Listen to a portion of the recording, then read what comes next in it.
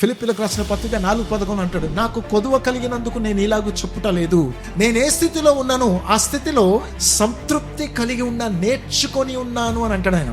ఎన్నిసార్లు కొట్టుకున్నామో కడుపును అసలు యాక్చువల్లీ మనం కదా, అదిగో అక్కడే నేర్చుకోవాలి మనం. ఏంటి తెలుసా, సంతృప్తిగా ఉండడం నేర్చుకోవాలి అక్కడ. ఎలా పాస్టర్ గారు ఈ టైంలో నేను ఏం చేయాలంటే, బిల్లీ గ్రామ్ గారు చెప్పిన మాట చూడండి అబ్బాయి, in the mids of calamity we must learn to trust in God's goodness and His sovereignty. ఇలాంటి కష్టతరములోనే దేవుని పైన ఆధారపడాలి. దేవుని యొక్క సార్వభౌమ అధికారం పైన ఆధారపడిన వాడే నిజంగా దేవుని కోసం నిలబడతారు అబ్బాయి. ఇది అపోస్తలుడైన పౌలుకి ఎలా సాధ్యమైంది? 2 కొరింథీయులకు రాసిన పత్రిక 12:9 చెప్పింది చూడండి అబ్బాయి. యేసు ప్రభు చెప్తున్న మాట ఏం చెప్తున్నాడు ఆయన? నా కృప నీకు చాలును. కమాన్, హల్లెలూయా. నువ్వు పొందుకున్న హింస ఎంత భయంకరంగా ఉందో దానికి తగిన కృప దేవుడు మనకు అనుగ్రహిస్తాడు అంటాను.